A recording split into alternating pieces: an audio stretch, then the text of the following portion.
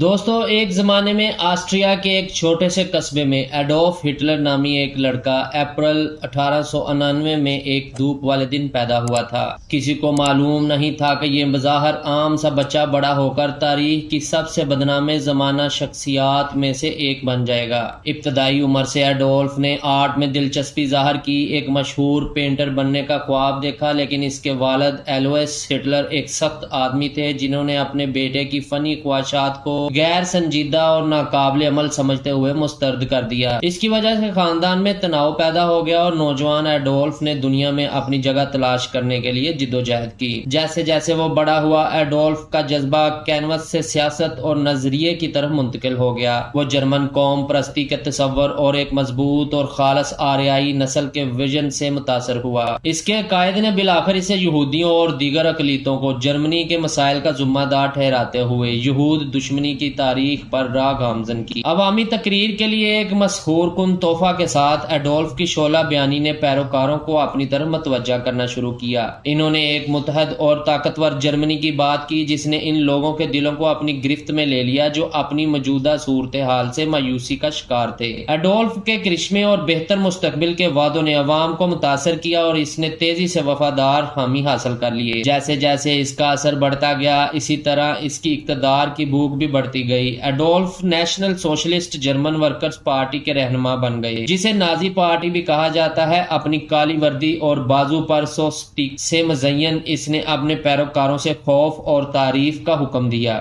Control کے لیے Hitler کی پیاس کی کوئی حد نہیں تھی۔ وہ بے رحم عزم کے ساتھ سیاسی سیڑھی پر چڑھ گیا۔ تھرڈ ریخ کے بارے میں اس کا ویژن بہت سے جرمنوں کے ساتھ گونجتا تھا، لیکن اسے ایک خطرناک نظریے نے تقویت بخشی جس نے ناپسندیدہ سمجھے جانے والے کسی بھی شخص کو ختم کرنے کی کوشش کی۔ یہودی، رومی لوگ، معذور افراد اور سیاسی مخالفین سبھی کو تباہی کے لیے نشان زد کیا گیا تھا۔ جرمنی کی سرحدوں سے باہر اپنے اثر و رسوخ کو بڑھانے کی شدید خواہش کے ساتھ ہٹلر نے فتح اور تباہی کی راہ پر گامزن کیا۔ اس کی فوجی مشین ویہرماخت تیزی سے بڑھ کر 13 ملین سے زیادہ سپاہیوں تک پہنچ گئی، جس نے شفاقانہ کارکردگی کے ساتھ پورے یورپ میں مارچ کیا۔ ملک کے بعد ملک ہٹلر کی فوج کے سامنے گرا۔ آسٹریا پر قبضہ کر لیا گیا اور چیکوسلواکیہ نے قبضہ کر لیا۔ دوستو، جیسے ہی دوسری جنگ عظیم شروع ہوئی، Poland, Denmark, Norway, Belgium, Netherland اور سوویت یونین کے کچھ حصوں نے جرمن افواج کے غضب کا سامنا کیا۔ لیکن جیسے جیسے جنگ شروع ہوئی، اسی طرح ہٹلر کی حکومت کے مظالم بھی ہوئے۔ ہولوکاسٹ ایک ہولناک اور المناک واقعہ تھا جو دوسری جنگ عظیم کے دوران پیش آیا، جہاں لاکھوں بے گناہ لوگوں کو بنیادی طور پر یہودی ایڈولف ہٹلر کی زیر قیادت نازی حکومت کے ذریعے منظم طریقے سے ستایا اور قتل کیا گیا۔ یہ ایک گہرا احساس اور تکلیف دہ موضوع ہے اور کسی بھی قسم کی تکرار سے متاثرین اور بچ جانے والوں کے لیے احترام اور ہمدردی کے ساتھ رابطہ کیا جانا چاہیے۔ 20ویں صدی کے اول میں یورپ ایک تباہ کن جنگ میں گرا ہوا تھا جسے دوسری جنگ عظیم کہا جاتا ہے۔ نازی جرمنی کا لیڈر ایڈولف ہٹلر نفرت اور یہود دشمنی کے خطرناک نظریے کے ساتھ اقتدار میں آیا تھا۔ نازی آریائی نسل کی برتری پر یقین رکھتے تھے اور جرمنی کے مسائل کے لیے یہودیوں کو مورد الزام ٹھہراتے ہوئے ایک نسلی طور پر خالص معاشرہ بنانے کی کوشش کرتے تھے۔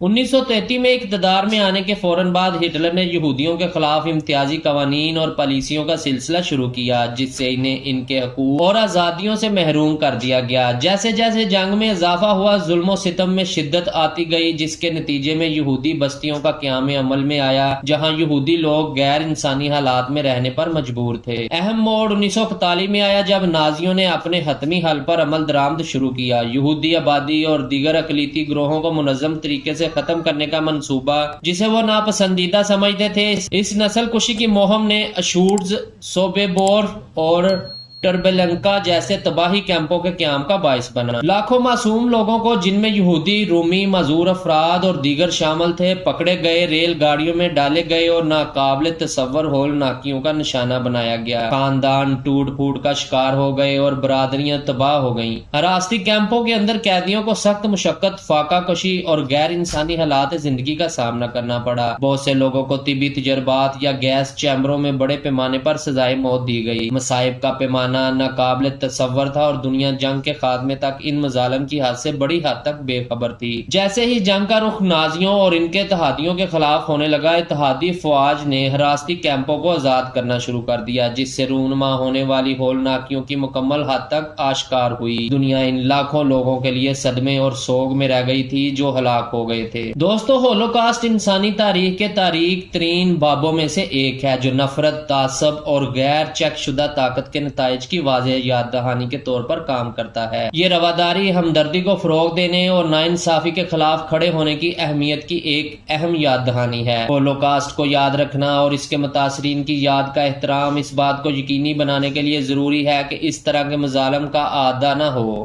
تعلیم اور یادداشت، ہمدردی، افہام و تفہیم اور زیادہ منصفانہ اور ہمدرد دنیا کی تعمیر کے عزم کو فروغ دینے میں اہم کردار ادا کرتی ہے۔ ہولوکاسٹ تاریخ کا ایک سیاہ باب جس نے 60 لاکھ سے زیادہ یہودیوں اور لاکھوں دیگر لوگوں کی جانیں لی۔ حراستی کیمپ نفرت اور عدم برداشت کے ہاتھوں مظلوم معصوم جانوں کی چیخوں سے گونج رہے تھے۔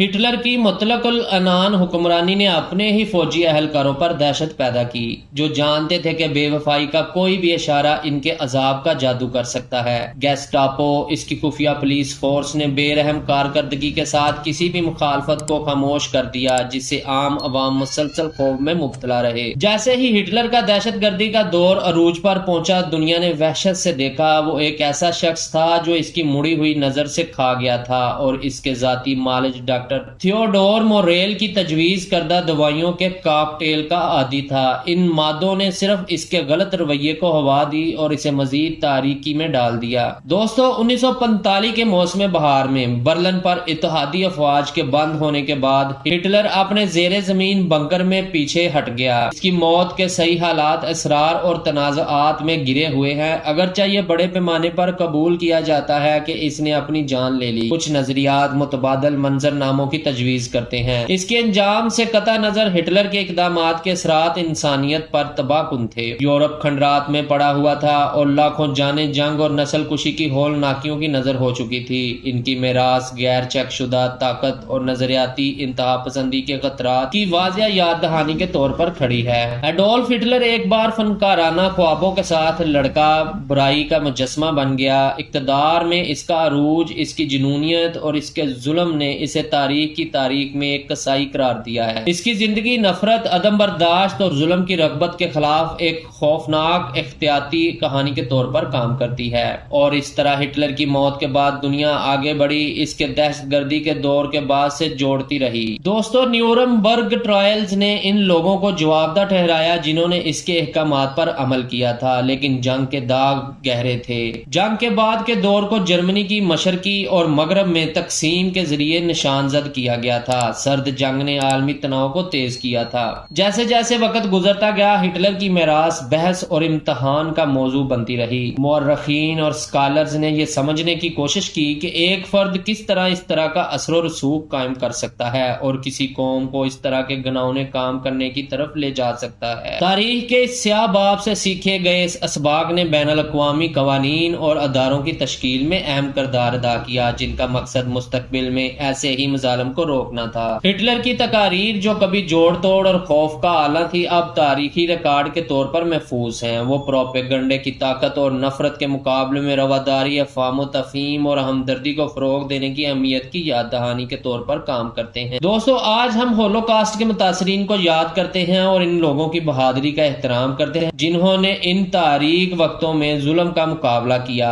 ہٹلر کے مظالم کی یاد جمہوریت، انسانی حقوق اور امن کے اصولوں کی حفاظت کے لیے ایک سنجیدہ دعوت ہے۔ جیسا کہ ہم ایڈولف ہٹلر کی زندگی پر غور کرتے ہیں، آئیے ہم ایک ایسی دنیا بنانے کی کوشش کریں جہاں ماضی کی ہولناکیوں کبھی نہ دہرائی جائیں۔ ہم تعصب اور امتیاز کے خلاف متحد ہو کر اس تنوع کو پسند کریں جو ہمارے معاشرے کو مالا مال کرتا ہے، اور ہمیں انسانیت کی لچک میں امید مل سکتی ہے، یہ یقین رکھتے ہوئے کہ اندھیرے میں بھی ہمدردی اور انصاف کی روشنی غالب رہے گی۔